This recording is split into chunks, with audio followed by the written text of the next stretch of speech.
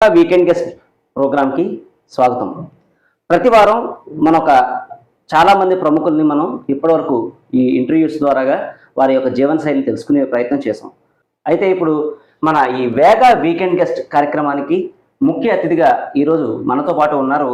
జై భీమరావ్ భారత్ పార్టీ పిఠాపురం నియోజకవర్గంలో ఎమ్మెల్యే అభ్యర్థిగా పోటీ చేస్తున్న జగ్గారపు మల్లికార్జున్ మనతో ఉన్నారు. ఆయనతో సంభాషించి కొన్ని విషయాలు తెలుసుకునే ప్రయత్నం మనం చేద్దాం. సార్ నమస్తే. సార్ నమస్తే బ్రదర్. చాలా సంతోషం సార్. జనరల్లీ మేము వేగా వీకెండ్ గెస్ట్ ద్వారాగా సామాన్యుడిగా ఉండి అసామాన్యుడిగా ఎదిగిన వాళ్ళందరినీ కూడా ఈ వీకెండ్ గెస్ట్ ప్రోగ్రామ్ ద్వారా ఇంటర్వ్యూ చేస్తూ వస్తున్నాం. అందులో భాగంగా మిమ్మల్ని కలవడం జరిగింది. చాలా మీకు అమూల్యమైన సమయాన్ని మాకు ఇచ్చినందుకు thanks sir. First of all, కుటుంబ నేపథ్యం, మీరు అంటే ఫ్యామిలీ బ్యాక్గ్రౌండ్ ఏంటి సార్? మీరు ఏ విధంగా వచ్చారు? మీరు ఇక్కడ స్థానికులేనా? ముందుగా వేగ న్యూస్ మీరు హెడ్గా ఉన్నారు కాబట్టి మీకు, మీ ప్రేక్షకులందరికీ కూడా శుభాకాంక్షలు తెలియజేస్తాను సార్. నా పేరు జగ్గారపు మల్లికార్జున.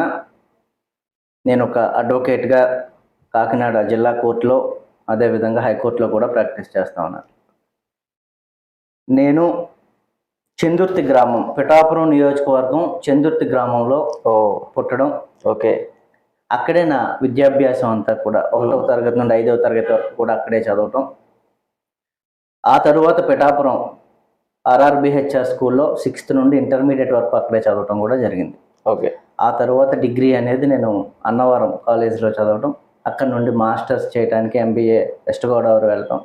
ఇలా ఆ రోజు నుండి ఈ రోజు వరకు కూడా పిఠాపురం నియోజకవర్గంలో నా మిత్రులు, ఎందుకంటే మీకు తెలుసు ఇంటర్మీడియట్ అనేది విద్యాభ్యాసం చాలా ఇంపార్టెంట్ అందరికీ కూడా. సో 6th నుండి ఇంటర్మీడియట్ వరకు నేను ఒకే స్కూల్లో కాలేజీలో ఉండటం వల్ల అక్కడ నుండి పెరిగిన విద్యార్థులందరం కూడా మేము రకరకాల డిగ్రీ కాలేజ్కి వెళ్ళినా మా రూట్స్ అన్నీ కూడా పిఠాపురంలోనే ఉన్నాయి. ఓకే. కాబట్టి ఈరోజు నేను పిఠాపురానికి రావటం, అది నా సొంత నియోజకవర్గం కాబట్టి నేను పిఠాపురం రావడం జరిగింది. ఓకే. అంటే మీ ఎడ్యుకేషన్ ఎంతవరకు సార్? అంటే మీరు అడ్వకేట్ అయినా, లేదంటే మీకు ఏదైనా బయట ఉన్న 9 degrees అవి ఉన్నాయని ఏంటి సార్ మీ అంత ఎడ్యుకేషన్? అంటే ఏం లేదు సార్, అతి సామాన్య కుటుంబం నుంచి వచ్చాను నేను. నాది పద్మశాలి కుటుంబం. పద్మశాలి కులంలో పుట్టి ఒక చేనేత నేస్తూ చాలా కష్టపడి పెంచారు మా తల్లిదండ్రులు. ఓకే. నాకు 3 అన్నయ్యలు, నేను, నా చెల్లి. మా నాన్నగారు ఒక చిన్న ఉద్యోగం చేస్తూ, ఇదే పద్మశాలి సంఘంలో ఒక చిన్న ఉద్యోగం చేస్తూ మమ్మల్ని అందరినీ చాలా కష్టపడి పెంచారు. ఓకే. ఒకరి తర్వాత ఒకరు అన్నయ్య, ఆయన చదువుతూ నన్ను చదివించడం, నేను, చెల్లి, ఇలా ఒకరికొకరు చేదోడు వాదోడుగా ఉంటూ మేము ఒక కుటుంబ నేపథ్యం మాది సాగింది. ఇదే నేపథ్యంలో అసలు 10th క్లాస్ అయినా చదువుతామా? ఒక చందుర్తి ఒక చిన్న గ్రామంలో పుట్టి అప్పటి పరిస్థితుల ప్రకారం 10th క్లాస్ చదివితే వాళ్ళు ఏదో PhDలు చేసినంత గర్వంగా ఉండేది. అలాంటి టైంలో 10th క్లాస్ అయినా నేను చదవగలనా అని అనుకుని, నేను అనుకోకుండా మా అన్నయ్యల ప్రోత్సాహంతో మిత్రులందరూ కూడా ఒకరికొకరు హెల్ప్ చేసుకోవడం వల్ల అసలు చదవాలి, అట్లీస్ట్ నేను ఒక 10 మాస్టర్ డిగ్రీస్ అయినా చేయాలి. ఎవరో ఊర్లో ఒక డిగ్రీ చదివినవాడు, లేకపోతే ఎవరో డబ్బున్నవాడు, మరొకరు ఎవరో మీకు చదువులు అవసరమా, మా పొలంలోకి పనిచేయడానికి రండి, ఇంకొకరి ఇంటికి పనిచేయడానికి రండి అన్న మాటలు కూడా భరించి పెరిగిన వ్యక్తిని. ఇలాంటి పరిస్థితి నుంచి నేను వచ్చి చాలా కష్టపడి చదివితేనే మనకి సొసైటీ గుర్తింపిస్తుంది. మనం ఏమైతే కోల్పోయామో, మా పేరెంట్స్ ఏమైతే కోల్పోయారో, ఈ పేదలు అనేవారు ఏమైతే కోల్పోతూ ఉన్నారో అన్నీ నేను చూశాను. కాబట్టి నా వంతుగా నేను ఏదో ఒక మార్పు చేయడానికి ప్రయత్నం చేయాలి అని చెప్పడం, ఆ రోజు నుండి కూడా చాలా కష్టపడి చదువుతూ ఈరోజు 9 మాస్టర్ డిగ్రీస్ చేశాను. 10వ మాస్టర్ డిగ్రీ కూడా కంప్లీట్ చేస్తా ఉన్నా. ఓకే. సో పిల్లలందరికీ నేను అదే చెప్తాను, చదువుకున్నాను కాబట్టి ఈ రోజు నేను ఒక అడ్వకేట్గా ప్రాక్టీస్ చేస్తున్నాను. అదేవిధంగా చాలామంది పిల్లలు నా దగ్గరికి వచ్చినప్పుడు, అన్న నువ్వేం చదువుకోవాలి అంటే, వాళ్ళందరికీ నేను రకరకాల సూచనలు ఇచ్చే మంచి స్థాయిలో ఉన్నాను. ఓకే. తప్పకుండా మీరు అడిగినట్టుగా మరి ఎవరన్నారో తెలియదు కానీ 9 మాస్టర్ డిగ్రీస్ అయితే నేను కంప్లీట్ చేయడం జరిగింది. డెఫినెట్గా ఏంటంటే ఉన్నత విద్యావంతులు రాజకీయంలో ఉంటే చాలా బాగుంటుంది అనే ఒక ఉంది. రెండోది ఏంటంటే మీరు చాలా సామాన్య కుటుంబం నుంచి వచ్చారు. సో అంటే మీ కుటుంబంలో మిమ్మల్ని బాగా ఇంపాక్ట్ చేసిన సంఘటన కానీ, వ్యక్తిగతంగా మిమ్మల్ని బాధించిన సంఘటన కానీ, బాగా ఒక చిన్నప్పుడు జరిగింది ముద్ర పడిపోతుంది అంటారు, అలాంటి సంఘటనలు ఏమైనా జరిగాయా సార్? తప్పకుండా అందరికీ ఉంటాయి కదా. పేద కుటుంబం నుంచి వచ్చాము అంటేనే అనేక రకాల సమస్యలు ఉంటాయి.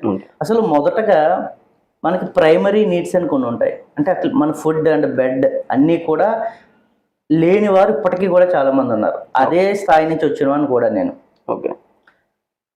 రోజు గడవటమే చాలా కష్టమైన పరిస్థితి నుండి ఈరోజు ఇంకొక 10 మందికి ఎంప్లాయ్మెంట్ ఇచ్చే స్థాయిలో నేనైతే ఉన్నాను. అంటే ఇప్పటికీ పేద బడుగు బలహీన వర్గాల ప్రజలు ఎంత హీన స్థితిలో ఉన్నారో నేను చూస్తూ ఉన్నాను. అలాంటిది నేను అసలు ఒక పూట తింటే రెండో పూట ఉందా లేదా అనే పరిస్థితి. ఇంట్లో వాళ్ళు కూడా పిల్లల్ని ఇబ్బంది పెట్టకూడదు, వాళ్ళ తిండి మానేసి మాకు పెట్టిన రోజులు కూడా ఉన్నాయి. అంటే 1987లో పుట్టిన నేను ఈ 37-38 సంవత్సరాలకి చాలా నేర్చుకున్నాను నేను. చిన్న గ్రామం, ఇప్పుడు 3500-4000 ఉన్న మా చందుర్తి గ్రామం జనాభా అప్పుడు గట్టిగా అయితే ఒక 1000 మంది కూడా ఉండకపోవచ్చు. అలాంటి గ్రామంలో సైకిల్ తొక్కుతూ పిఠాపురం, చందుర్తి నుండి పిఠాపురం 18 కిలోమీటర్లు నేను సైకిల్ తొక్కొచ్చేవాడిని. అబ్బా. మాకు అప్పుడేమి వెహికల్స్ లేవు, బైకులు లేవు, ఏమీ లేవు. ఎప్పుడో తర్వాత బస్సు ఒకటి ఉండేది. ఆ బస్సులో కూడా లాస్ట్ బస్ పాసులు తీసుకొని అది కూడా కట్టడానికి వేరే పిల్లలకి ట్యూషన్ చెప్పి ఇన్ని కష్టాలు పడి మేము వచ్చాం. సో నేనేమంటానంటే నిజమైన కష్టం నాకు తెలుసు. ఒక ఫుడ్ ఒక మనిషికి ఫుడ్ అనేది ఏమి కష్టం నేర్పిస్తుందో నాకు తెలుసు. ఒక ఫుడ్ కోసం వేరే వాళ్ళ దగ్గరికి వెళ్ళి అడిగి, లేకపోతే మీకు పని చేస్తాను, నాకు అట్లీస్ట్ నా ప్రతిరోజు మెయింటెనెన్స్ కోసం నా ఫుడ్ కోసం ఇవ్వండి అని కొన్ని పనులు చేసిన వ్యక్తిని నేను కూడా. బట్ ఎక్కడో నాకు చదువుకుంటే మంచి స్థాయికి వెళ్తాము అని ఒకటి నేర్చుకోవడం, మా అన్నయ్యలు పేరెంట్స్ కూడా కష్టపడి చదవని చెప్పడం, వాళ్ళందరి ప్రోత్సాహంతో కూడా నేను ఎక్కడా చదువు ఆపకుండా చదువుతూ ఏదో ఒక పని చేస్తూ మరలా చదువుతూ ఇంకొకటి చేస్తూ ఈరోజు ఈ స్థితిలో ఉన్నాను. కాబట్టి నేనేమంటానంటే మీరు ఇందాక అన్నట్టుగా చదువుకుంటే వాళ్ళు రాజకీయాల్లోకో లేకపోతే సొసైటీలోకి వస్తే మంచిది కదా, చాలా మంచిది. చదువు అనేది ఒక సంస్కారాన్ని మాత్రమే కాదు, ఒక నిజంగా ఒక చదువుకున్న వ్యక్తి అయితే సొసైటీకి చాలా బాగా ఉపయోగపడే అవకాశాలు ఉంటాయి. ఒక చదువుకోలేని వ్యక్తులు కూడా చాలా మంచి పని చేసి ఉండొచ్చు, కానీ అదే వ్యక్తులు చదువుకుని ఉండుంటే మరింత మంచిగా ఈ మన రాష్ట్రాన్ని, మన దేశాన్ని కూడా అభివృద్ధి పదంలో నడిపే అవకాశాలు ఉంటాయి. కాబట్టి పిల్లలందరూ కూడా కష్టపడి చదువుకునే టైంలో చదువుకుంటే మంచి స్థాయికి వచ్చే అవకాశాలు ఉంటాయి. Wow, super sir. అంటే ఇప్పుడు మీ బ్రదర్స్ అండ్ సిస్టర్స్ కానీ ఇక్కడే ఉంటున్నారు సార్, ఎక్కడన్నా బయట సెటిల్ అయ్యారా? అందరూ, నా పెద్ద అన్నయ్య వచ్చి తాడేపల్లిగూడలో ఉంటున్నారు తను. సో రెండో అన్నయ్య సాఫ్ట్వేర్ ఇంజనీర్గా బెంగళూరులో ఉంటున్నారు. మూడో అన్నయ్య బ్యాంక్లో ఇక్కడే కాకినాడలో ఉంటున్నాడు. నెంబర్ 4 నేను, చెల్లి బెంగళూరులో ఉంటుంది. Okay, fine sir. ఇప్పుడు మీరు చందుర్తి గ్రామాన్ని విడిచి ఇప్పుడు మీరు కాకినాడలోనే నివాసం ఏర్పరుచుకున్నారు కదా, అంటే మెయిన్స్ మీ యొక్క ప్రాక్టీస్ కోసం అని కావచ్చా, లేదంటే అది ప్రాక్టీస్ అనేది ఎప్పుడు మొదలు పెట్టారు? అలాగే మీరు ఈ న్యాయవాది కోర్స్ని ఎప్పుడు కంప్లీట్ చేశారు?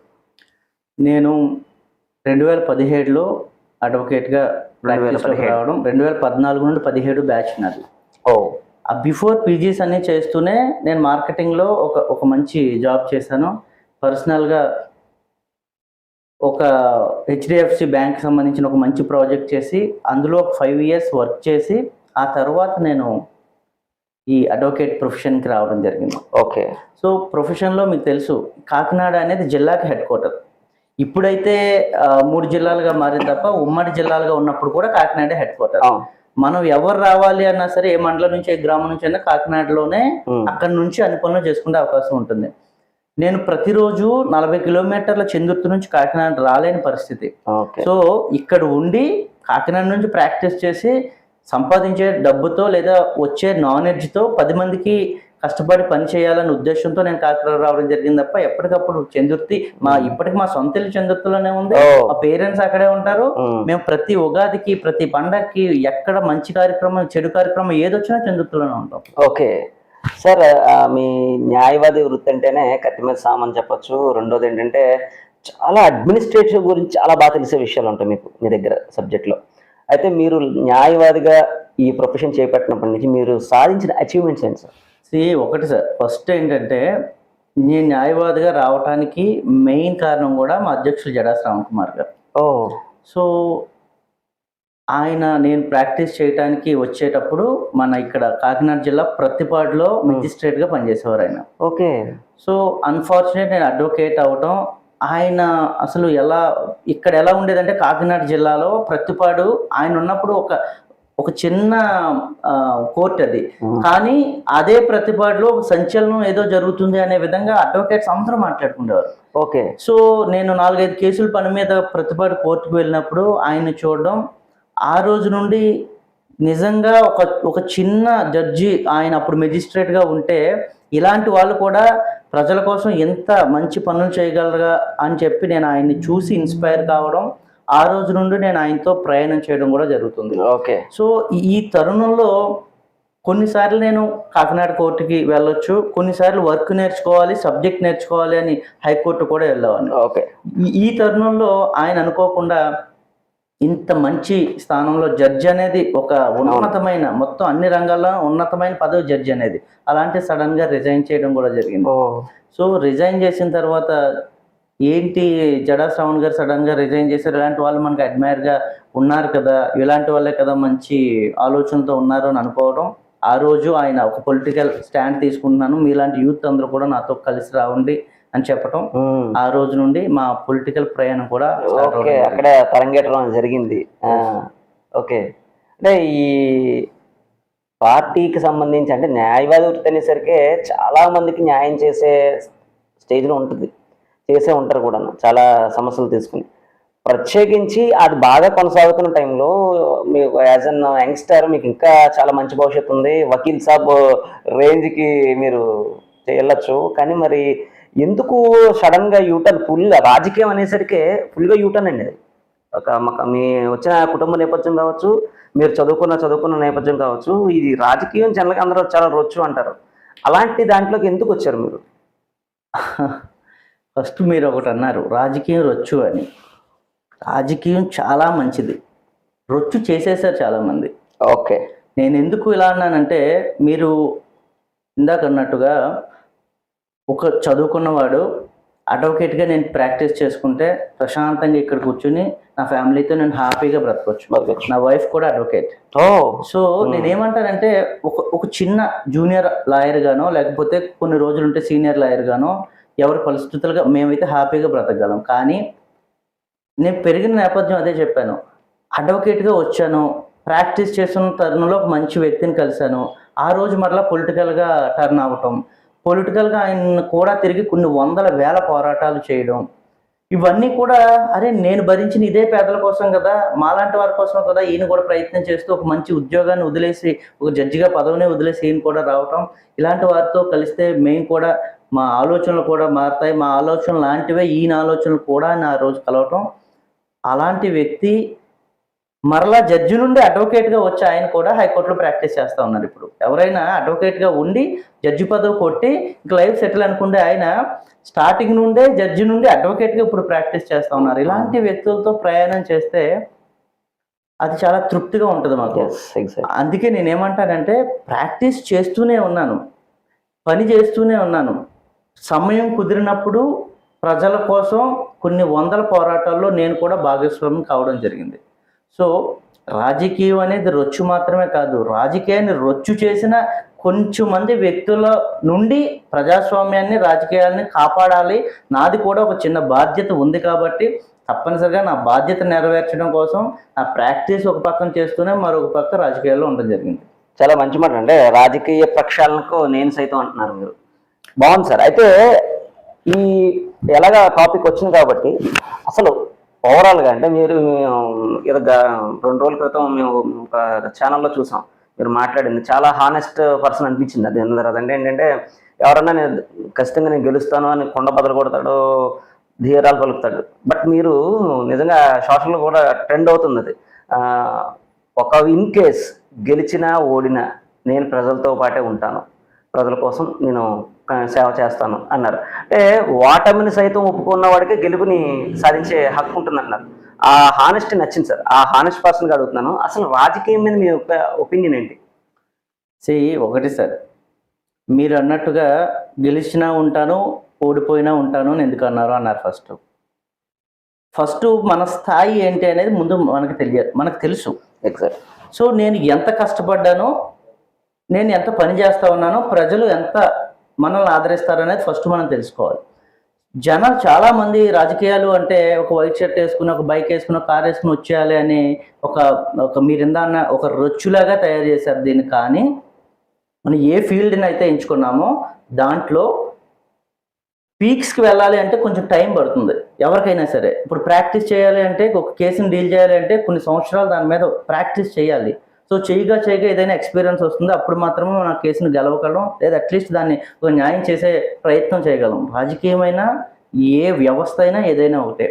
ఈరోజు చాలామంది ఎలా తయారైనా, నా దగ్గర డబ్బు ఉంది, రాజకీయాల్లోకి వచ్చేయాలి, వెంటనే నేను సీఎంలు అయిపోవాలి, అయితే ఇక్కడ ఎమ్మెల్యే అయిపోవాలి, ఎంపీ అయిపోవాలి, సీఎం అయిపోవాలి, మినిస్టర్ అయిపోవాలి, ఏదో రకరకాల కళలు. ఇది ఎలా తయారు చేసేసారు.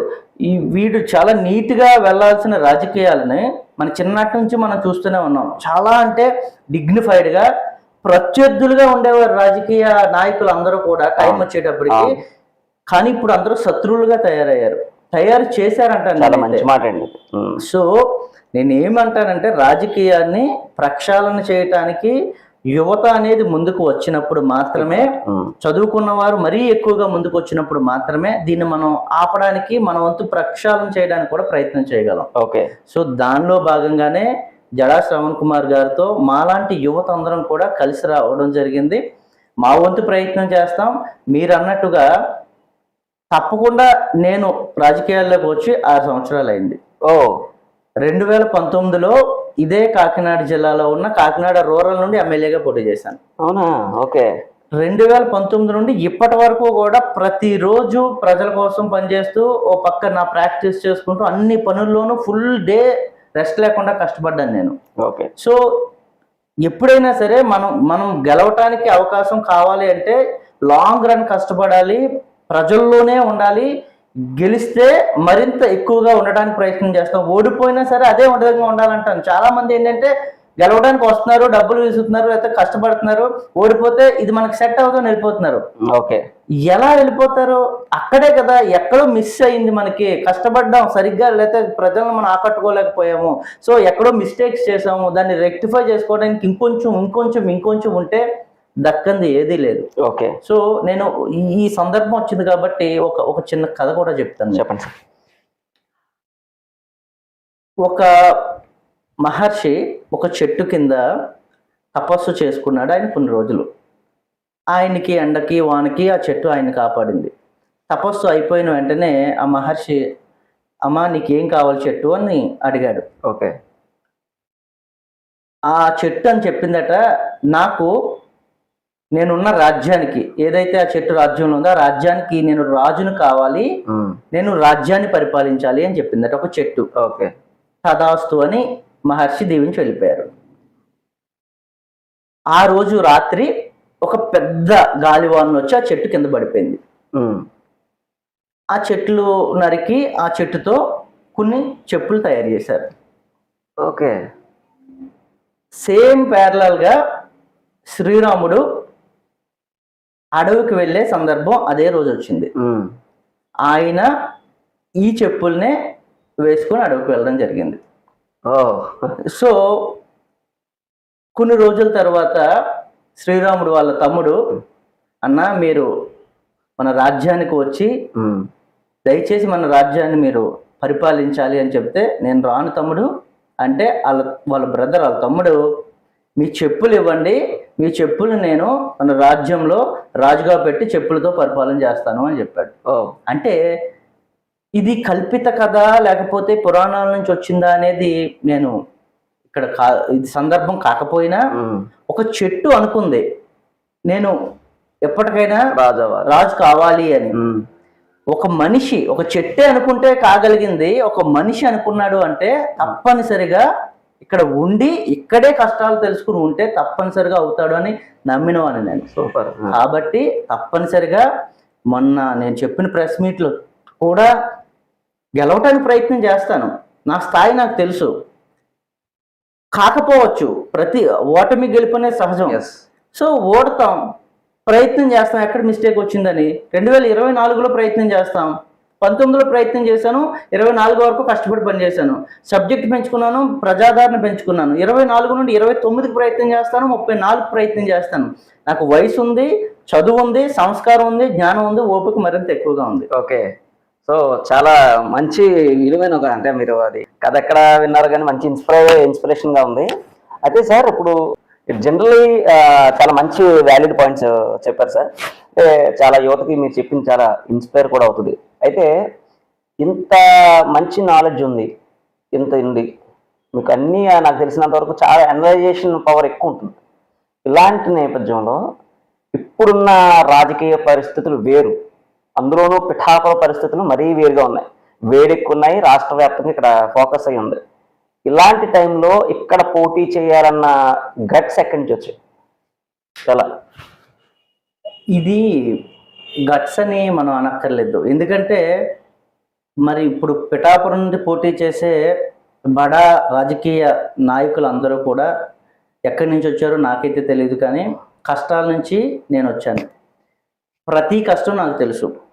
చాలామంది రాజకీయ పార్టీలు ఏమనుకుంటున్నాయంటే 100 కోట్లు, 1000 కోట్లు, 500 కోట్లు ఇలా పెట్టుకుంటూ పోతే గెలిచేయచ్చు అనుకుంటున్నారు. తప్పు. ఓకే. డబ్బు ఉంటే అందరూ గెలిచేలా ఉంటే అంబానీ వచ్చి రాజకీయం ఆయనే ఎంపీ అవుతాడు, ప్రధాని అవుతాడు, అన్నీ అయిపోతాడుగా. ఇదే కాకినాడ జిల్లాలో కొన్ని 100 కోట్లు, 1000 కోట్ల రూపాయలు ఉన్న చాలామంది ఉన్నారు. వాళ్ళందరూ కూడా రాజకీయాల్లోకి వచ్చి సక్సెస్ కాలేరు. డబ్బు అనేది మాత్రమే ప్రామాణికం కానే కాదు. అయితే పిఠాపురాన్ని నేను ఎంచుకోవడానికి ముఖ్య కారణం, ఈ 7 కాన్స్టిట్యున్సీలోనూ మీరు చూడండి పిఠాపురం చాలా ప్రత్యేకమైంది. అలా అని చెప్పి అక్కడ ఓటర్లు చాలా వినూత్నంగా ఆలోచిస్తూ ఉంటారు. ఎప్పుడు వేరొక పార్టీని గెలిపిస్తారు, ఇంకొక పార్టీని గెలిపిస్తారు, వెరైటీగా ఆలోచిస్తూ ఉంటారు మా పిఠాపురం ప్రజలు. కాబట్టి సో 2019లో నేను కూడా అనుకోకుండా కాకినాడలో ప్రాక్టీస్ చేస్తూ ఉన్నాను కాబట్టి రూరల్లో అప్పుడు ఒక అవకాశం, అది నేను తీసుకున్నది కాదు, నా అధ్యక్షుల వారు నువ్వు రూరల్ నుంచి కంటెస్ట్ చేయి అని చెప్తే అప్పుడు కంటెస్ట్ చేయాల్సి వచ్చింది. సో అప్పుడు రాజకీయ జ్ఞానం కొంచెం తక్కువ. సో అప్పటి నుండి ఇప్పటి వరకు కూడా కొన్ని పదుల వందల కష్టాలు, ప్రజల పోరాటాలు కూడా చూస్తూ వచ్చాం కాబట్టి కొంచెం నాలెడ్జ్ వచ్చింది. నేనేమి ఇప్పుడు బాగా అతి తెలివై అయిపోయి అన్ని పోరాట వీరుని అయిపోయిన అన్న, కానీ కొంచెం మెచ్యూర్డ్గా ఆలోచించే జ్ఞానం, వయసు, చదువు అన్నీ కూడా వచ్చాయి. కాబట్టి పిఠాపురం నా సొంత నియోజకవర్గం కాబట్టి పిఠాపురం నుంచి అయితే కొంచెం మన వాళ్ళు, తెలిసిన వాళ్ళు అందరూ కూడా ఉంటారు అని నేను పిఠాపురం నుంచి ఇప్పుడు కంటెస్ట్ చేయడానికి సిద్ధంగా ఉన్నాను. ఇప్పుడు 2019లో మీరు కాకినాడ కాన్స్టిట్యున్సీలో మీరు పోటీ చేశారు, బాగానే ఉంది. అంటే అప్పటి నుంచి రాజకీయాలు ఉన్నారు, ఇక్కడ కాకినాడలో అప్పటి నుంచి ఉంటున్నారు. అంటే మరి ఆ నేపథ్యంలో ఇక్కడ చాలా బిగ్గెస్ట్, రాష్ట్రాన్ని కుదిపేసిన ఒక ఇన్సిడెంట్ జరిగింది, అనంతబాబుది. సో ఆ ఇన్సిడెంట్ పైన మీ పార్టీ తరఫున లేదా మీ న్యాయవాది వృత్తి తరఫున మీరు ఏమన్నా యాక్షన్ తీసుకున్నారా? ఇక్కడ ప్రాబ్లం ఏంటంటే అసలు ఆ కేసు డీల్ చేసిందే మేము. అందులో ఈ ఎమ్మెల్సీ అనంతబాబు ఇష్యూ వచ్చేటప్పటికి అసలు ఎమ్మెల్సీ అనంతబాబు కేసు డీల్ చేసిందే జై భీమరావు భారత్ పార్టీ. అందులో కాకినాడ జిల్లా అధ్యక్షుడిగా ఉన్న నేను. ఆ రోజు ఎమ్మెల్సీ అనంతబాబు డ్రైవర్ సుబ్రహ్మణ్యాన్ని హత్య చేసి డోర్ డెలివరీ చేసి అక్కడ పడేసి వెళ్ళిపోయినప్పుడు వెంటనే నాకు పోలీస్ స్టేషన్ నుంచి ఫోన్ రావటం, హడావిడిగా మేమందరం కూడా మొత్తం పరిగెట్టుకుని అక్కడికి వెళ్ళడం జరిగింది. సో చాలా సంఘాల వారు మేమందరం కలిసి ఆ ఇష్యూని టేకప్ చేసిన తర్వాత రకరకాల పరిస్థితుల రీత్యా అనుకున్న రీతిలో చాలామంది కలిసి రాకపోయినా సరే, సో మేము ఆ రోజు మా పార్టీలో ఉన్న కొంచెం మంది టీం అందరం ఆ రోజు కూర్చోవటం, దాన్ని చాలా ఇష్యూ చేసిన తర్వాత పోలీస్ స్టేషన్లో కేసు కట్టడం జరిగింది.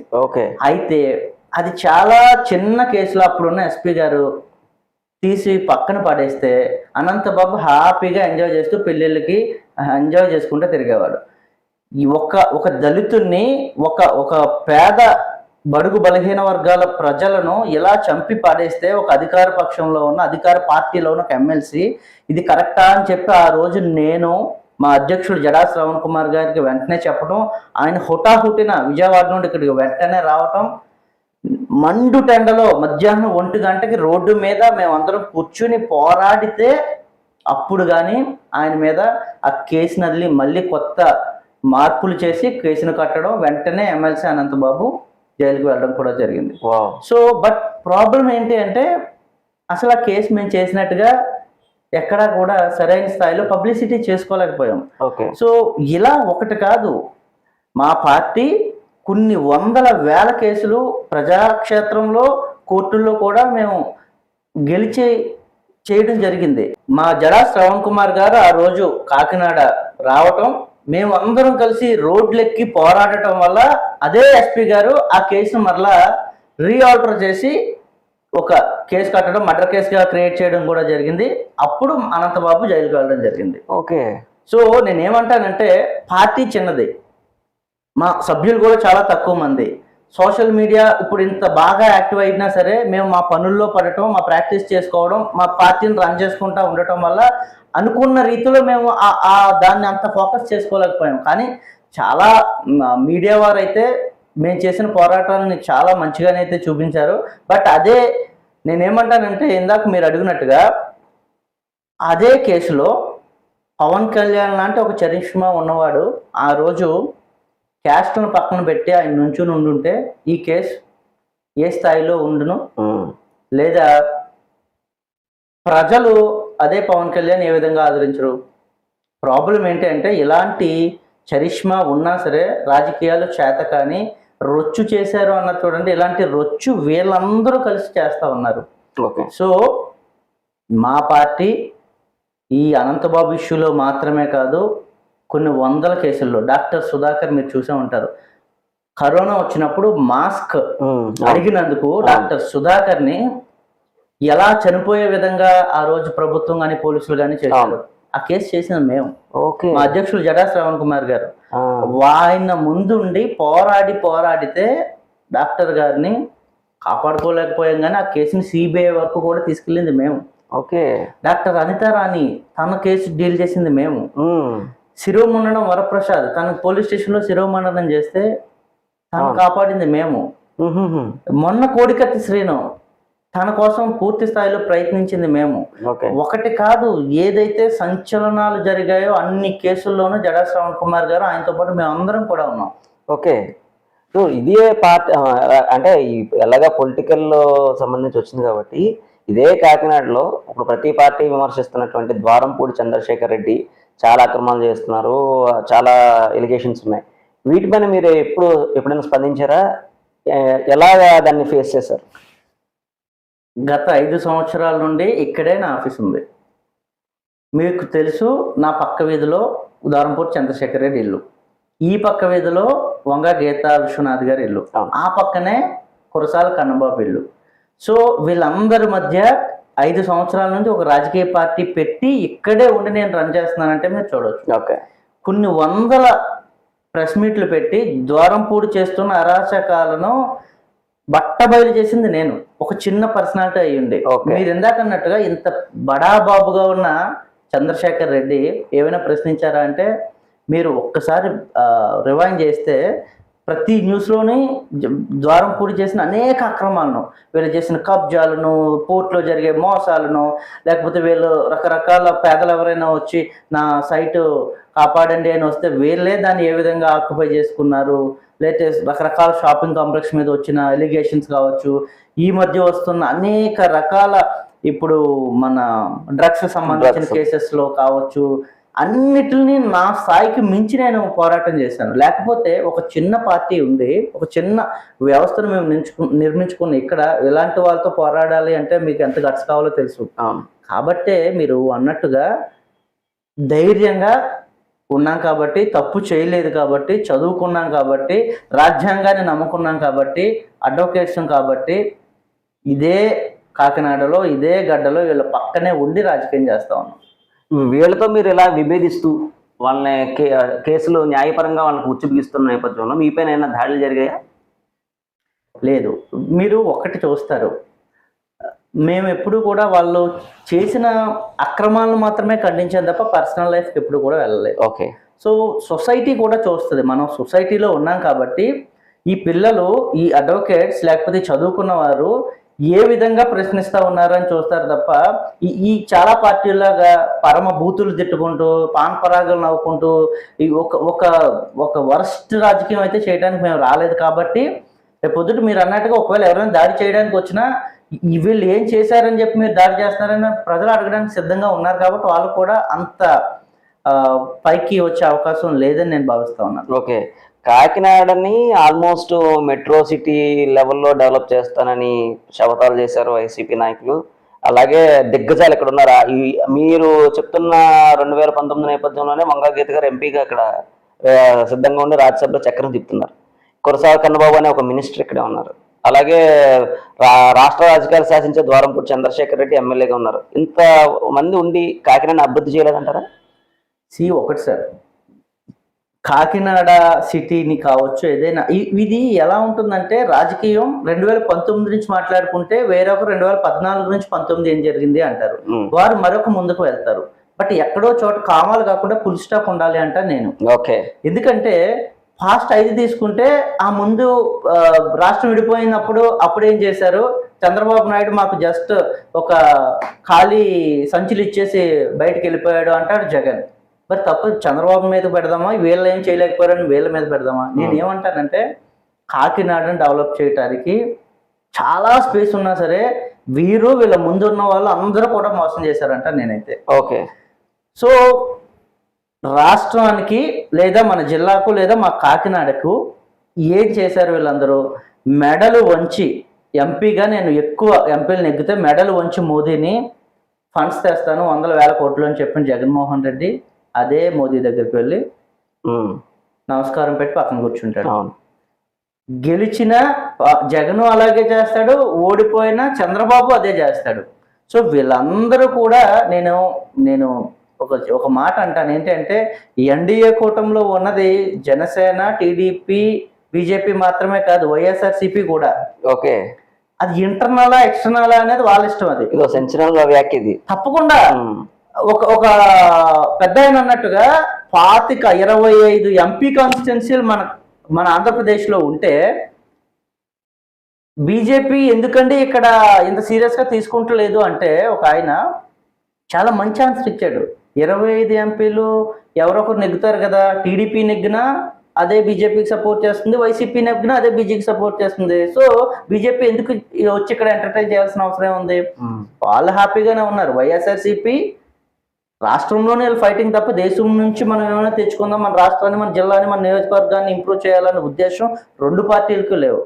కాబట్టే మా చిన్న పార్టీ అయినా సరే ప్రత్యామ్నాయంగా ఉండాలి. ప్రజలను, చదువుకున్న వాళ్ళను, మెచ్యూర్డ్గా ఆలోచించే వాళ్ళందరినీ కూడా ఈరోజు మనం ఒక రూట్ వేయగలిగితే అది 10, 20, 30 సంవత్సరాలకైనా సరే ఆలోచింపజేస్తుంది.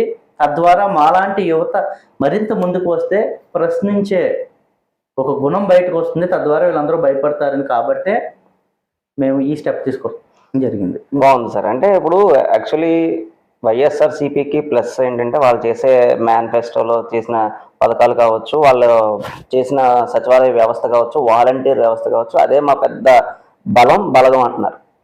దాన్ని మీరు ఏ రకంగా చూస్తారు మీ పార్టీ తరఫున? ఒకటి సార్, ఇది చాలా చాలా ఆలోచించాల్సిన అవసరం ఉందని నేనైతే భావిస్తా ఉన్నాను. ఎందుకంటే వాలంటీర్ వ్యవస్థ ముందుగా తీసుకుందాం.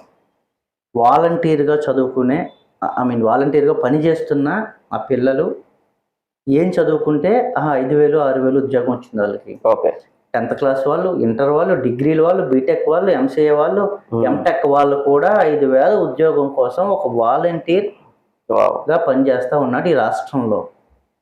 నేనేమంటానంటే 2019 నుండి 2024 వరకు కూడా 5,000 ఉద్యోగానికి ఆయన పనిచేసి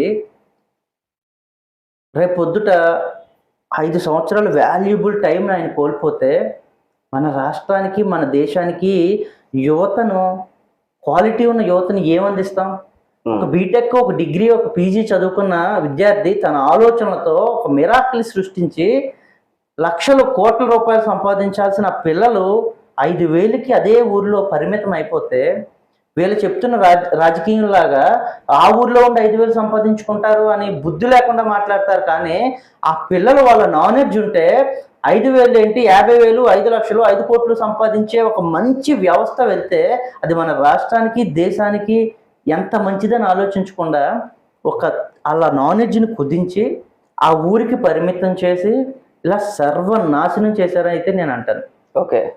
అదేవిధంగా సచివాలయం వ్యవస్థని దీంతో కొంచెం వాళ్ళు అప్గ్రేడ్ అయ్యారంతే. సచివాలయం వ్యవస్థలో కూడా మీరు అబ్జర్వ్ చేస్తే క్లియర్ ఇది కాంట్రవర్సీ అయినా తిట్టుకున్నా పర్వాలేదు, కానీ నిజాలు అయితే తెలియాలి ప్రజలకు. 15,000, 18,000, 20,000 రూపాయలు కూడా అక్కడ ఇస్తా ఉన్నారు. ఒక సచివాలయం ఏ ఊరికి అక్కడ ఉండాలి అని పెట్టడం జరిగింది.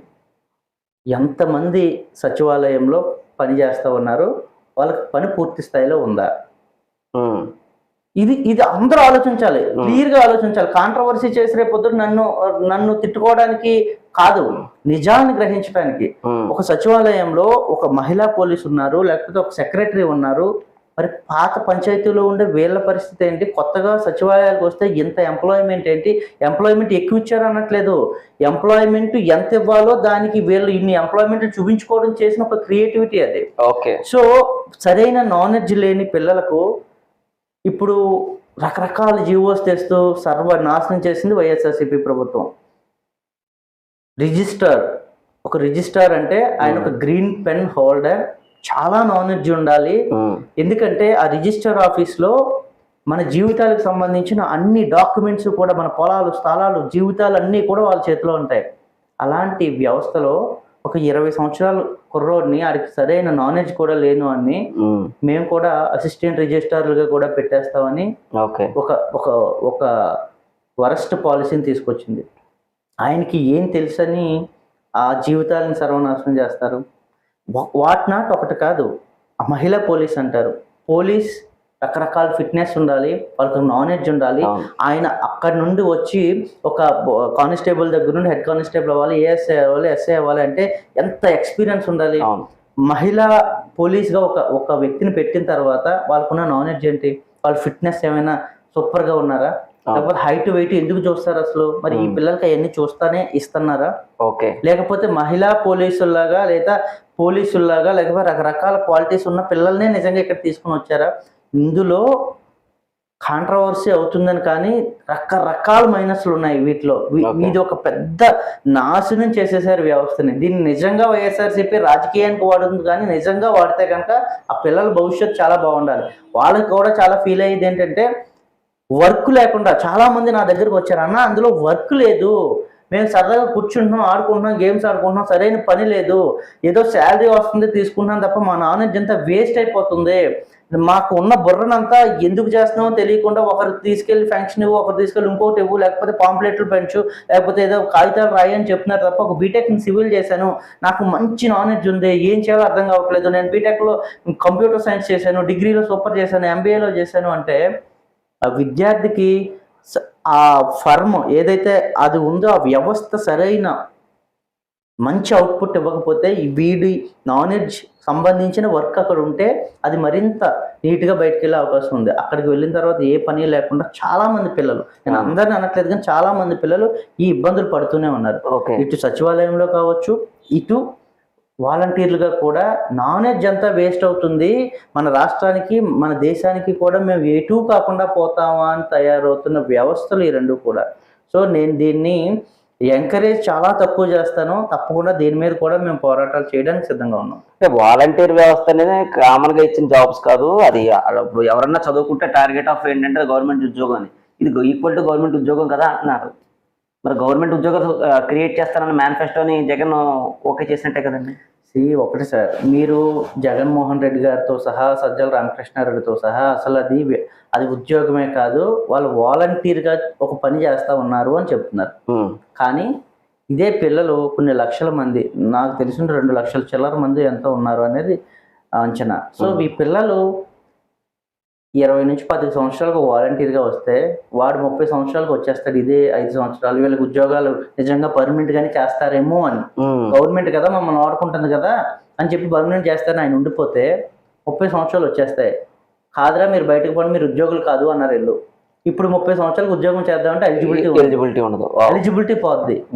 సో డిగ్రీ చదివాడు అన్న నేను ఇంకో ఉద్యోగం చేద్దామంటే ఎలిజిబిలిటీ లేదు, నీకు చిన్న ప్రైవేట్ ఉద్యోగం చేద్దామన్నా నీకు ఈ ఏజ్కే ఇది, ఈ ఏజ్కి ఇది అని ఉంటుంది క్లియర్గా. అటు కాక ఇటు కాక ఈ పిల్లలు ఏమైపోతారు? ఓకే. సో నేనేమంటానంటే నువ్వు ఉద్యోగం అని చెప్పు, ఎస్ ఉద్యోగం నువ్వు నిజమైతే వాలంటీర్ వ్యవస్థ అని చెప్పి 5,000 రూపాయలు అక్కడ కుదించి మా సొంత ఊర్లోనే మేము చేస్తున్నామని కొద్ది మంది పిల్లలతో మాట్లాడించి అది నిజమైన వ్యవస్థగా తయారు చేసి జగన్మోహన్ రెడ్డి నువ్వు చాలా పెద్ద తప్పు చేసావు. మన రాష్ట్రంలో మరీ ముఖ్యంగా చాలా మంచి యువత ఉంది. ఇలాంటి యువతను నువ్వు కరెక్ట్గా వాడుకుంటే, లేదా ఏ పార్టీ అయినా సరే వచ్చిన పార్టీని కరెక్ట్గా వాడుకుంటే మిరాకిల్ సృష్టిస్తారు. ఇలాంటి సృష్టించే వాళ్ళని మీరు వాళ్ళ ఆలోచనలను వాళ్ళ సామర్థ్యాన్ని తగ్గించి నాశనం చేస్తా ఉన్నారు రాష్ట్రాన్ని. Okay, fine. అంటే వాలంటీర్ వ్యవస్థలో చాలా మంచి క్లారిటీ ఇచ్చారండి. అంటే ఒక శక్తివంతమైన యువతని నిర్వీర్యం చేస్తున్నారు ఒక అందమైన రాజకీయ లబ్ధి కోసం. అభూత కల్పన అంటున్నారు మీరు సచివాలయాన్ని. Yes true. అది రెండో పాయింట్ మీరు చెప్పింది మహిళా పోలీసు. ఒక పోలీస్ అవ్వాలంటే ఎంతో ట్రైనింగ్, ఫిట్నెస్, ఎన్నో టెస్టులు పాస్ అయ్యి ఒక యూనిఫామ్ ఒంటి మీదకి వస్తుంది. అదేమీ లేకుండా వీళ్ళు ఒక డిగ్రీ చేసి మహిళా పోలీసుల కింద వస్తున్నారు. వాళ్ళు కూడా ఒక ఆశలో చూపించి బతుకుతున్నారు. చాలా మంచి వివరణ సార్. దాని గురించి డెఫినెట్గా నాకు తెలిసి ఇంటర్వ్యూ చేస్తున్న యూత్ అందరూ దీని గురించి ఆలోచిస్తారని ఆలోచిస్తున్నాను. Come to the point, Pithapuram constituency దానికి సంబంధించి వంగా గీత గారు ఏదైతే ఉన్నారో ఆవిడ చాలా పదవులు, అంటే జడ్పీ చైర్మన్, వైస్ చైర్మన్ దగ్గర నుంచి ఆవిడ కొన్ని వందల పదవులు ఆవిడ చేసి ఉన్నారు. ఎంపీగా ఢిల్లీకి వెళ్ళి వచ్చి ఉన్నారు. చాలా మంది నిధులు తీసుకొచ్చి ఉన్నారు. అలాంటి ఒక వంగా గీత లాంటి ఒక అభ్యర్థిని మీరు ఎలా ఢీకుంటారు? అంటే ఏంటి, ఏమని చెప్తారు? ఇప్పుడు ఆవిడకి చాలా గుడ్ విల్ ఉంది. వంగా గీత గారు అభివృద్ధి చేస్తున్నారని ఉంది, చేయలేదండి అభివృద్ధి అని ప్రశ్నించేంత ఇది ఉంది. ఇలాంటి నేపథ్యంలో మీరు ఇప్పుడు పిఠాపురంలో ఆవిడకి ప్రత్యర్థిగా నిలబడ్డారు. ఆవిడకి మీరు ఎలా ఆవిడ చేసేదాన్ని నిర్వచిస్తారు? ఆవిడని ఎలా ఢీకోబోతున్నారు? నేనేమంటానంటే క్వశ్చన్స్ ఆన్సర్స్ కూడా మీరు ఇచ్చేసారంటాను. ఓకే. ఎందుకంటే వంగా గీతా విశ్వనాథ్ గారు చాలా సీనియర్. నాకు తెలిసిన సుమారు 40 సంవత్సరాలు ఆ రాజకీయ ప్రస్థానంలో స్టూడెంట్ లీడర్గా ఉన్నప్పటి నుండి నేటి వరకు కూడా ఇదే జిల్లాకు జిల్లా చైర్పర్సన్గా చేశారు, రాజ్యసభ ఎంపీగా చేశారు, ఇదే మా పిఠాపురానికి ఎమ్మెల్యేగా చేశారు, ఇప్పుడు మరలా లోక్సభ ఎంపీగా కూడా చేశారు. నేను అదే అంటాను, మీరంటారు ఇన్ని సంవత్సరాలు లేకపోతే ఇంత అనుభవం ఉంది కదా అని. మరి ఇంత అనుభవం ఉన్న నువ్వు ఏం చేసావు తల్లి పిఠాపురానికి నేను అడుగుతాను. ఓకే. మీరేమైనా మోడల్ నియోజకవర్గంగా ఈ దేశంలో లేకపోతే ఈ రాష్ట్రంలో ప్రథమ స్థాయిలో ఏమైనా నిలబెట్టగలిగారా? 40 సంవత్సరాల అనుభవం మన జిల్లాకు కానీ మన రాష్ట్రానికి కానీ మన నియోజకవర్గానికి కానీ ఏదైనా ప్రథమ స్థాయిలో ఉంది, లేకపోతే ఇప్పుడు లేకపోవచ్చు నేను పనిచేసిన అప్పుడు అని చెప్పి ఆవిడ ఏమైనా ధైర్యంగా చెప్పగలరా? నేనేమంటానంటే వాళ్ళకున్న రాజకీయాన్ని మీరు అన్నట్టుగా ఆవిడికి మంచి పేరు ఉంది, మన జిల్లాకో మన నియోజకవర్గానికో మంచి పేరు తేలా, ఆవిడికి మంచి పేరు ఉంది. సో ఒక రాజకీయ నాయకుడికి మంచి పేరు ఎంత ఇంపార్టెంటో ఆ రాజకీయ నాయకుడు ఎక్కడ ఏ నియోజకవర్గంలో లేకపోతే ఏ కాన్స్టిట్యున్సీలో పనిచేస్తా ఉన్నారో ఆ నియోజకవర్గానికి మంచి పేరు వస్తే అది రాష్ట్రం దేశం చూస్తుంది, పెట్టుబడులు వచ్చే అవకాశం ఉంది. 40 సంవత్సరాలు ఉన్న ఇండస్ట్రీలో కూడా ప్రతి ఎమ్మెల్యే ఏం చేస్తారో అదే చేశారు, ప్రతి ఎంపీ ఏం చేస్తారో అదే చేశారు. ఇప్పుడు ఎంపీగా అయిన తర్వాత అది కూడా చేయలేదంటాను నేను. ఎందుకంటే ఇదే జగన్మోహన్ రెడ్డి నాకు 25 ఎంపీలు వస్తే మెడల్ వంచుతాను అన్నాడు. మరి ఈవిడైతే ఎంపీగా గెలిచారుగా, చాలా మంది ఎంపీలుగా గెలిచారుగా. ఏమి మెడల్ వంచి ఒక ఎంపీగా ఈ జిల్లాకు వేరే జిల్లాలతో పోల్చుకుంటే అధికంగా ఈవిడ ఎంపీగా ఏమైనా తెచ్చిందా? ఇంత వందల మంది ఎంపీలు మన దేశంలో ఉన్నారు. ఈవిడ నేను మోదీ మెడలు వంచి లేకపోతే మన జగన్ గారి దగ్గర నుండి ఇన్ని 100 కోట్లు 1000 కోట్లు ఏదైనా అడిషనల్గా ఏమైనా వెరైటీగా తెచ్చానని చెప్పారా? అందరూ ఏం చేశారు అదే చేశారు. నేను ఎక్కడో రైల్వే ఇక్కడ ట్రాక్ తెచ్చాను, ఎక్కడో హాస్పిటల్ కట్టించాను, మరి ఇంకోటి ఏదో చేశాను. అమ్మ అవి అందరూ చేస్తారు తల్లి, అంతకు మించి నువ్వేమైనా చేసావా? లేదు నేను అదే 40 సంవత్సరాలు నువ్వు ఏమీ చేయలేకపోయావు తల్లి. దయచేసి పెద్దావిడు అయ్యావు, రెస్ట్ తీసుకుంటే యువతకు అవకాశం ఇవ్వు. మీ పార్టీలో చాలా మంది యువత ఉన్నారుగా, ఎమ్మెల్యేలకి ఇంకెవరు పనికిరారా? చాలా మంది ఉన్నారుగా. యువతకి ఇస్తే వాళ్ళ ఆలోచనలు మరింత పెరగట్టడానికి అవకాశం ఉంటుంది. పెద్దవారు అయ్యారు, మీరు పక్కన కూర్చోండి అని చెప్పడానికే నేను ప్రయత్నం చేస్తా ఉన్నాను. ఓకే, చాలా మంచి పాయింట్. ఇప్పుడు మీరు అన్న దానిలోనే స్వచ్ఛ ఆంధ్రప్రదేశ్ ఈ సమిట్లో పిఠాపురానికి బెస్ట్ స్వచ్ఛ సిటీ అవార్డు వచ్చింది. అప్పుడు మున్సిపల్ కమిషనర్గా చేసిన మాగప రామ్మోహన్ రావు గారు వెళ్ళి తీసుకున్నారు అవార్డు. మరి అంత స్వచ్ఛంగా గ్రీన్గా తయారు చేశారు కదండి పిఠాపురాన్ని అని జనం అనుకుంటున్నారు. తయారు చేశారా? అవార్డు వచ్చింది కదండి దాన్ని తయారు చేసినట్టు. మీరే అన్నారు అవార్డు కూడా తయారు చేశారు. ఓకే. పిఠాపురం అక్కడ ఉండుంటే వీళ్ళు మళ్ళీ కొత్తగా నేను అభివృద్ధి చేస్తా పిఠాపురాన్ని, మళ్ళీ నేను దరిద్రంగా ఉన్న పిఠాపురాన్ని అభివృద్ధి పదంలో ఉంచుతా అని మళ్ళీ ఇప్పుడు ఎందుకంటది ఆవిడ? ఓకే. ఆల్రెడీ డెవలప్ అయ్యి ఉంటే మరలా ఇంక ఈవిడ ఏం చేస్తుంది? ఆల్రెడీ డెవలప్ అయ్యి ఉంది మరింత చేస్తానని చెప్పట్లా. మీరు అబ్జర్వ్ చేస్తారో లేదో, పిఠాపురం కాన్స్టిట్యున్సీలో ఆవిడ ప్రచారానికి వెళ్ళినప్పుడు ఇంత దీనస్థితిలో ఉన్న పిఠాపురాన్ని నేను అభివృద్ధి చేస్తా అన్నారు. తల్లి, నువ్వు ఆల్రెడీ చేయాల్సిన అభివృద్ధి చేయలేదు. మోదీతో మీకున్న సంబంధాల వల్ల ఎక్కడో ఏదో పెట్టుకోవాలి కాబట్టి ఒక పోస్ట్ లాగా మనకి ఇది ఒక స్వచ్ఛ ఆంధ్ర లాగా స్వచ్ఛ పిఠాపురం అనే ఒక సర్టిఫికేషన్ తెచ్చుకున్నారు తప్ప పిఠాపురం వీధులు ఏమి కొత్తగా మారిపోలేదు. అదే వ్యవస్థ ఎప్పుడు ఎలా పెరుగుతుందో 1900 నుండి 2000 వచ్చేటప్పటికి కొంచెం మారి ఇప్పుడు అలా తరతరాలుగా మారింది తప్ప వీళ్ళు వెంటనే క్రియేట్ చేసి దాన్ని ఏదో మోడల్ నియోజకవర్గంలో అయితే ఉంచలేదు. ఓకే. అప్పటి వరకు మీరు అన్నట్టు ఆ పాయింట్ కొనసాగిస్తూ, అభివృద్ధి జరిగి ఉంటే, నిజంగా అభివృద్ధి జగన్మోహన్ రెడ్డి చేసి ఉంటే ఎమ్మెల్యేని మార్చారు. అక్కడ ఆల్రెడీ ఉన్న సిట్టింగ్ ఎమ్మెల్యే దొరబాబుని మార్చి మళ్ళీ ఎంపీగా ఉన్న గీత గారిని ఇందులోకి దించుతున్నారు. దీన్ని ఎలా చూస్తారు మీరు? రాజకీయంగానే చూడాలి. ఓకే. ఎంపీగా ఇప్పుడు 40 సంవత్సరాలు ఉన్నాయి, ఇవిడ ఎప్పుడు మినిస్టర్ అవ్వాలా. ఎంపీ నుండి ఎమ్మెల్యే వెళ్తే రేపు పొద్దున్న వీళ్ళ ప్రభుత్వం వస్తే మినిస్టర్ అవ్వడానికి వెళ్ళింది ఆవిడ. ఓకే. అంతేగా, నేనైతే అలాగే చూస్తాను. ఎంపీ నుండి నేను ఎమ్మెల్యేకి వెళ్తున్నాను అని ఆ ఆప్షన్ తీసుకుంది ఆవిడ. సో ఆప్షన్ నెగ్గింది అనుకోండి, పిఠాపురం నుండి ఫర్ ఎగ్జాంపుల్, వెంటనే జగన్మోహన్ రెడ్డి ప్రభుత్వం వస్తే కానీ మినిస్టర్ అవ్వడానికి ఆవిడ వెళ్ళింది తప్ప పిఠాపురాన్ని ఏదో భూతల స్వర్గంగానో లేకపోతే మోడల్ నియోజకవర్గంగా మార్చడానికి అయితే కాదు. రాజకీయ స్వలాభం కోసం మాత్రమే ఆవిడ వెళ్ళారు. ఇప్పుడు నాడు నేడు పెట్టి విద్య, మీరు అన్నారు మౌలిక సదుపాయాలు కల్పనలో భాగంగా విద్య, వైద్యం మనిషికి అందాలి. అందులో భాగంగా ఈ జగన్మోహన్ రెడ్డి గవర్నమెంట్ వచ్చిన తర్వాత నాడు నేడు దాంట్లోంచి గవర్నమెంట్ స్కూల్స్ అన్ని ప్రైవేట్ స్కూల్స్ ధీటుగా మార్చారు. మరి అది అభివృద్ధి కాదంటారు మీరు? మార్చారా? నిజంగా మార్చారంటారా? మారేం చూపిస్తున్నారు కదండి.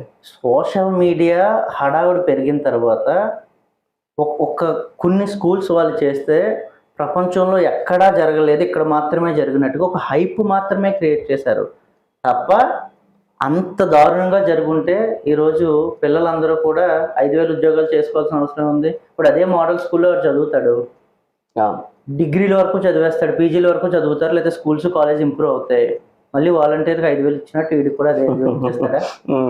సో వ్యవస్థ ఎప్పుడు కూడా అన్ని రంగాల్లోనూ డెవలప్ అవ్వాలి. నీకు స్కూల్ని ఎంత ఇంపార్టెంటో 20 సంవత్సరాలు చదువుకున్న వ్యక్తికి అలాగే ఎంప్లాయ్మెంట్ అంతే ఇంపార్టెంట్. వీడు పెరగాలి, పిల్లలు రావాలి, పిల్లలకు మంచి వ్యవస్థ రావాలి, రెండు ఈక్వలెంట్గా పైకి ఎదగాలి తప్ప స్కూల్స్ బాగా చేసాం, ఉద్యోగాలు లేవు, 5000కి నేను ఇక్కడ కూర్చోబెడతాం. What is use? నేనేమంటానంటే స్కూల్స్ని మెర్జ్ చేయొచ్చు, లేకపోతే మోడల్ స్కూల్స్ తీసుకురావచ్చు. ఇంటెన్షన్ ఏంటి వీళ్ళది? పిల్లలకి మంచి భవిష్యత్తు ఇస్తే మంచి ఉద్యోగాలు, మంచి వ్యాపారాలు చేసి తద్వారా ఆయా జిల్లాలు లేదా రాష్ట్రాలు బాగుపడతాయి, పిల్లల లైఫ్ స్టైల్ బాగుంటుంది, తద్వారా కుటుంబ వ్యవస్థ బాగుంటుంది అనేది. స్కూల్స్ తెస్తారు అని చూపిస్తారు రాజకీయం కోసం, పిల్లలకు సరైన ఉద్యోగాలు ఇవ్వరు. ఇది ఎలాగా? ఇది ఎలా అంటాను? మంచి ఇండస్ట్రీస్ లేవు ఇక్కడ, లేవు. చదువుకున్న కొద్ది మంది పిల్లలు కూడా రకరకాల రాష్ట్రాలు, దేశాలు తరలిపోతూ ఉన్నారు. ఒక రాష్ట్ర ముఖ్యమంత్రిగా లేకపోతే ఒక రాష్ట్రంలోని సీనియర్లుగా వీళ్ళందరూ ఏం చేస్తూ ఉన్నారు? ఒక వ్యవస్థని ఎంత ఇంపార్టెంటో వీళ్ళు చూపించి అదే స్కూల్ వ్యవస్థ ఒకవేళ వాళ్ళ ఉద్దేశంలో చాలా బాగుంది అనుకుంటే ఇంకొక వ్యవస్థ నాశనం అయిపోయిందిగా.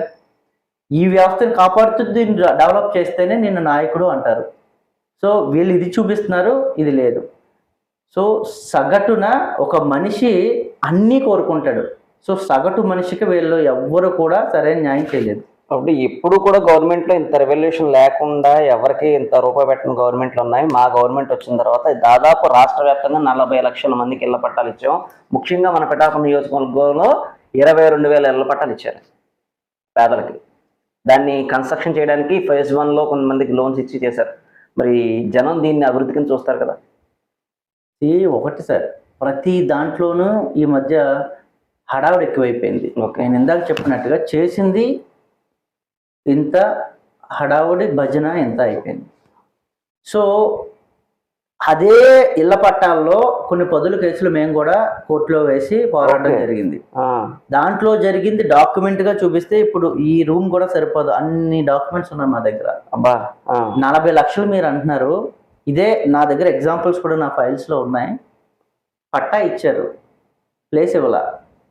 Good point. పట్టా మాత్రమే ఇచ్చారు, ప్లేస్ ఇవ్వాల. ఓకే. మీకు ఎక్కడో కాకినాడలో ఉంటే వేరే చోట ఎక్కడో ఇస్తారు, ఆ ఇచ్చిన చోటకు వెళ్తే పట్టా వీళ్ళ దగ్గర ఉంటుంది, ఫోటోలు తీసుకుంటున్నారు, అమ్మ నీకు పట్టా వచ్చింది కదా అంటున్నారు. ప్లేస్ ఏదిరా అంటే అక్కడ లేదు. ఓకే.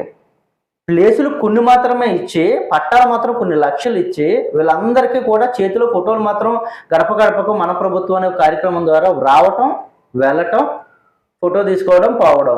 ఎక్కడుంది నా దగ్గరికి వెళ్తే 10 మంది వెళ్తే ఎవరిదో కూడా తెలియని పరిస్థితుల్లో కొన్ని వందల కేసులు ఉన్నాయి. మీరు కావాలంటే నేను అన్నానని కాదు, మీరు సొసైటీలో తెలుసుకోవడానికి ప్రయత్నం చేయండి. ఓకే. సో నేనేమంటానంటే అభివృద్ధి జరగలేదు అంటలేదు, అభివృద్ధి అనేది డే బై డే జరుగుతూనే ఉంటది. It's a process. కానీ అనుకున్నంత జరిగిందా, ఆశించినంత జరిగిందా అని మాత్రం ప్రజలు చూస్తారు. Very good.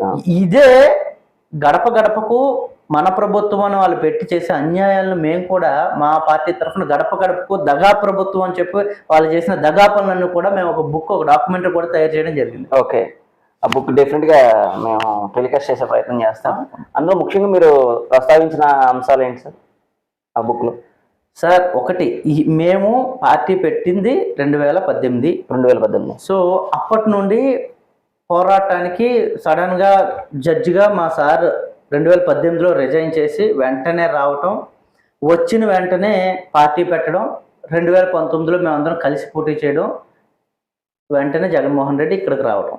సో ఈ 5 సంవత్సరాల నుండి మేము జగన్మోహన్ రెడ్డి చేసిన తప్పులను ప్రజలకు ఎంత కష్టపడి వివరించాలో అన్నీ కూడా చూపించడానికి జరిగింది. ఆ బుక్లో కూడా గడప గడపకు దగా ప్రభుత్వం అంటే ప్రతి గడపకి వీళ్ళు చేసిన దగా ఏంటి అనేది ఆ బుక్లో చాలా నీట్గా వివరించడం జరిగింది.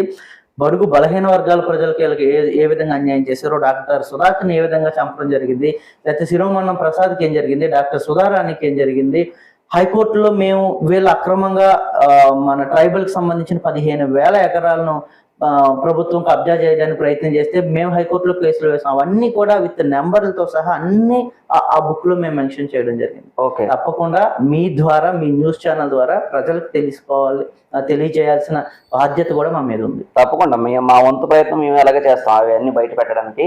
అయితే ఇప్పుడు ఇందులో ఈరోజు నిన్న మొన్న ఇష్యూ అవుతుంది, పెన్షనర్స్ ఎవరైతే ఉన్నారో వాళ్ళకి పెన్షన్ ఇవ్వడంలో ఆలస్యం అవుతుంది, ఇది కాబట్టి వాలంటరీ వ్యవస్థ రాకపోతే ఇలా ఉంటుంది అని అంటున్నారు కదా.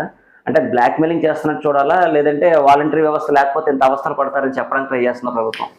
రెండు సార్, అదే కదా ఇప్పుడు ప్రాబ్లము. అదే రాజకీయాన్ని రొచ్చు చేశారన్నారు మీరు, అది నిజంగా రొచ్చు వీళ్ళు చేశారు. మరి 2014, 19 లేదా ఆ ముందు వాలంటీర్ వ్యవస్థ లేదు కదా? లేదు. మరి లేనప్పుడు ఫంక్షన్స్ తీసుకోలేదా? తీసుకున్నారు.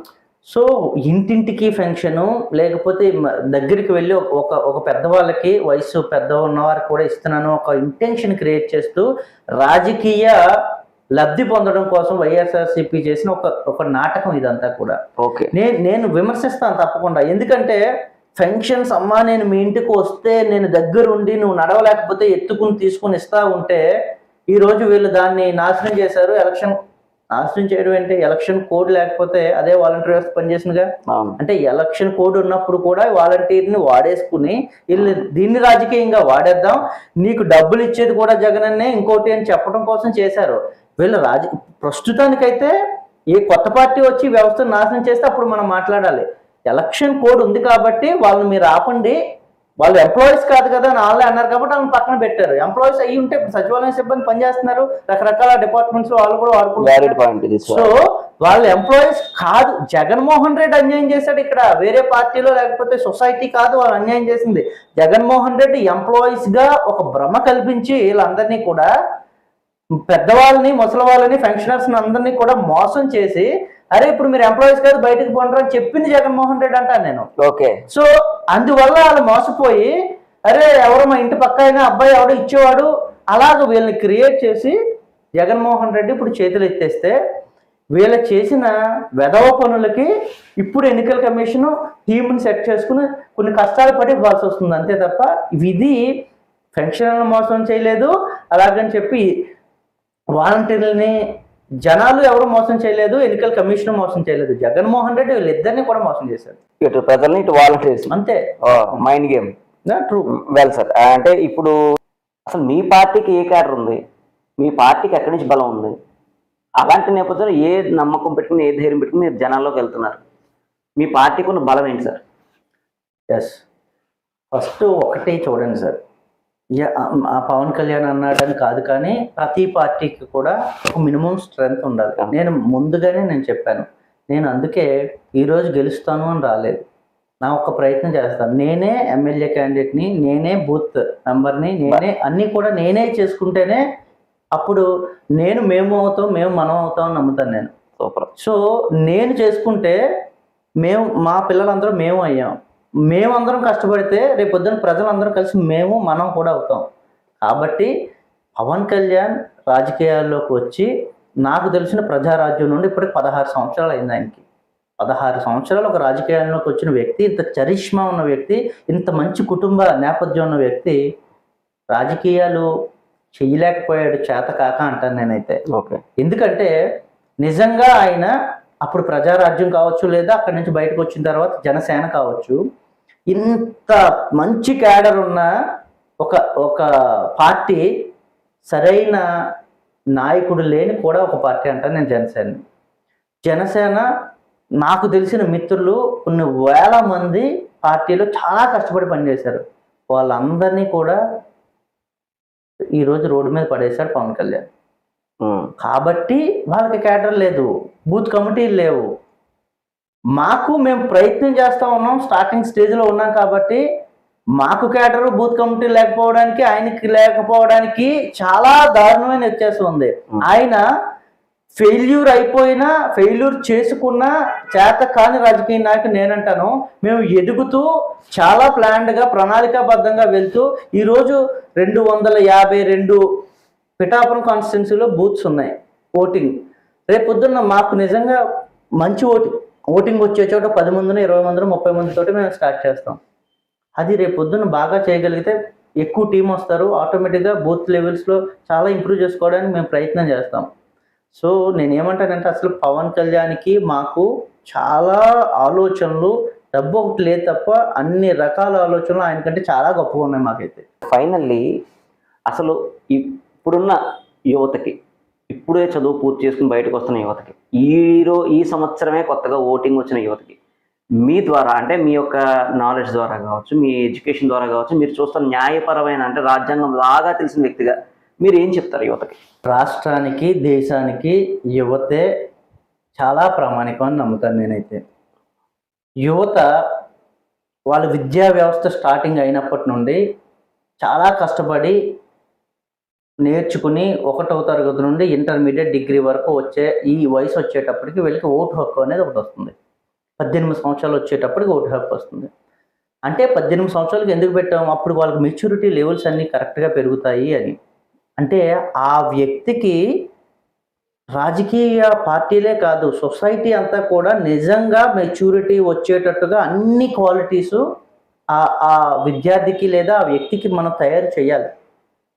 ఇప్పుడు చాలామంది ఆ పిల్లలను పాడు చేస్తూ రకరకాలుగా పాడు చేయడం. అంటే మీరు చూడండి, 10th నుండి 1వ తరగతి నుండి 10th ఇంటర్మీడియట్ వరకు వాడికి ఫస్ట్ క్లాసులు 600కి 590 వచ్చేస్తున్నాయి, ఇంటర్మీడియట్లో 1000కి 990 వచ్చేస్తున్నాయి. డిగ్రీ బీటెక్ చూడండి ఈ రేషియోని. ఆ పిల్లల ఎడ్యుకేషన్ ఎలా ఉంది అన్న? నాకు 10 సబ్జెక్టులు ఉండిపోయి 20 సబ్జెక్టులు ఉండిపోయాయి. సో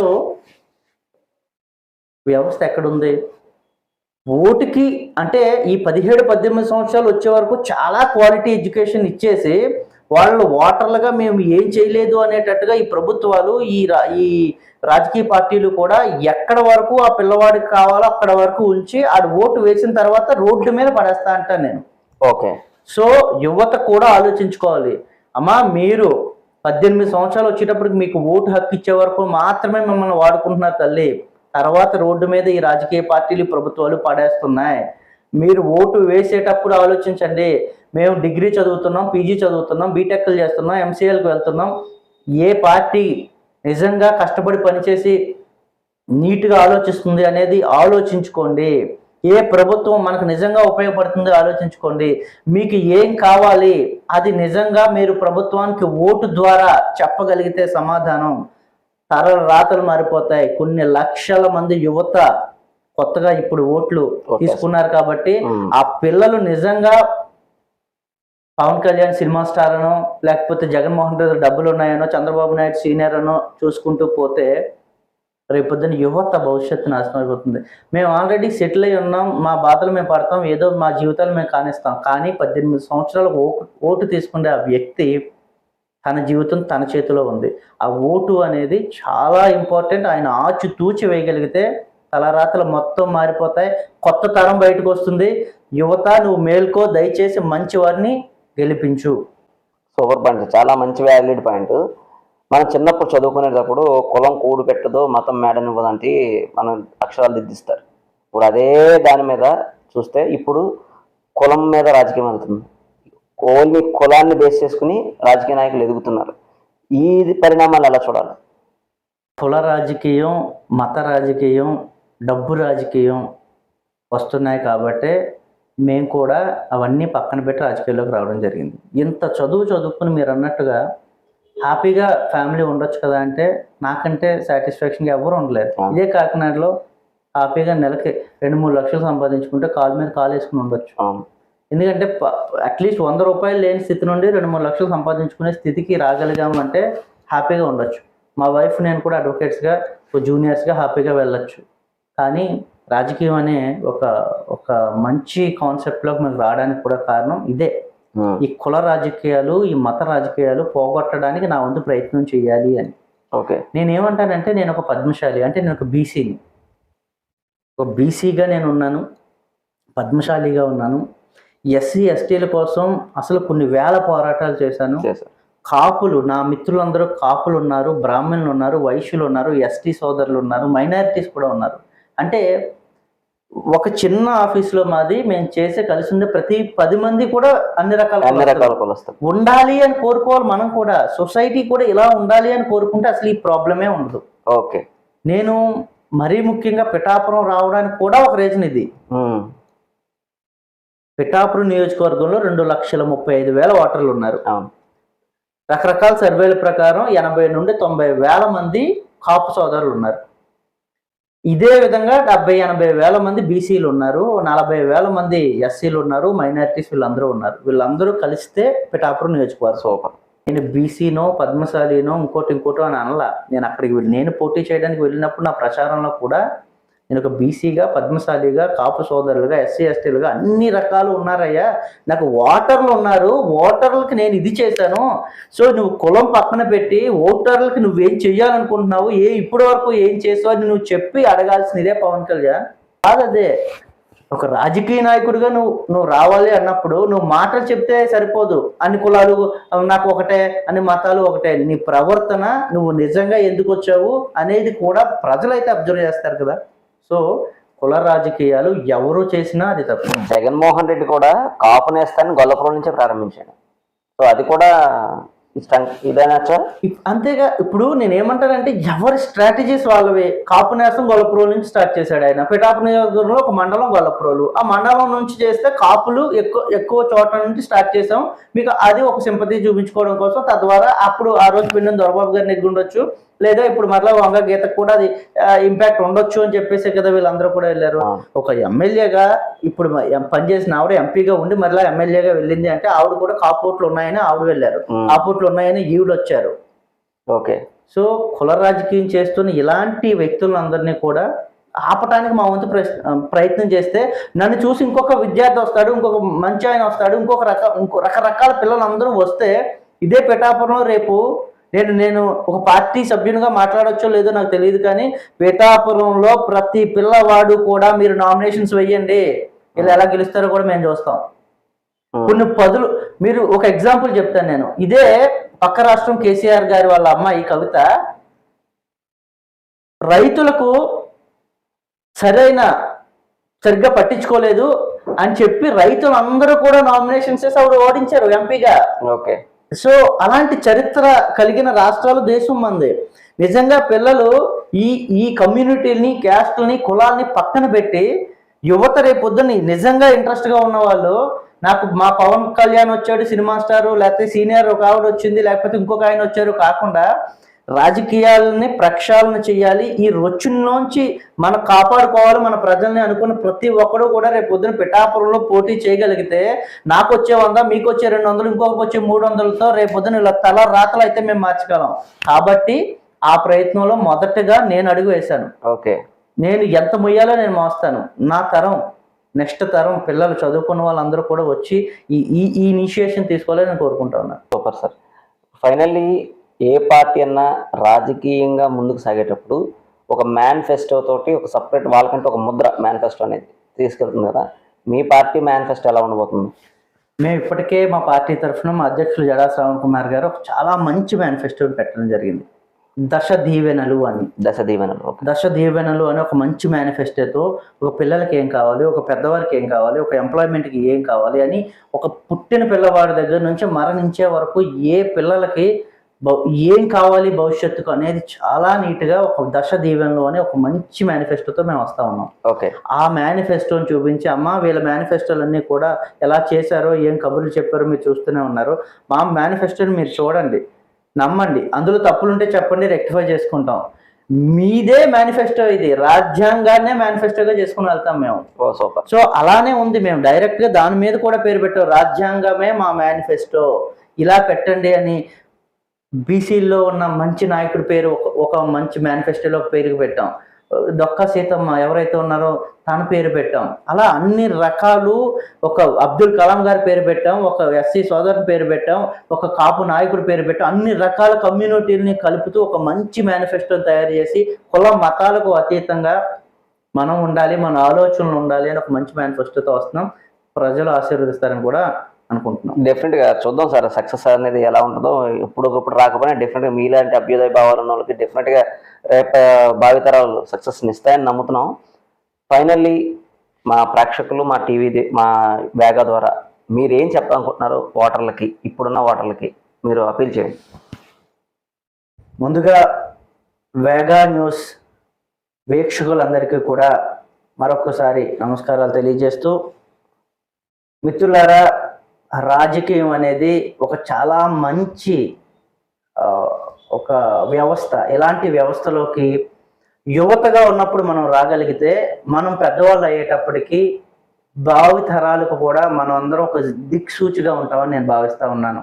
కాబట్టే నేను ఈ వయసు నుండే రాజకీయాల్లోకి రావాలి, ఒక చిన్న ప్రయత్నం చేయాలి అని చెప్పి రావడం జరిగింది. మీరందరూ కూడా ఎప్పుడైతే మీరు ఓటు తీసుకున్నారో ఆ రోజు నుండి మీరు చదువుకునే వాళ్ళు చదవండి, కానీ రాజకీయం వైపు చూడండి. రాజకీయం ఎటు పోతూ ఉంది, మీ ఓటు ద్వారా 5 సంవత్సరాలకు ఒకసారి సమాధానం మనం చెప్పి తిరగలం. కాబట్టి మీరు, నేను, మనం అందరం కలిసి ఒక మంచి రాజకీయ వ్యవస్థ నిర్మించడానికి ప్రయత్నం చేద్దాం.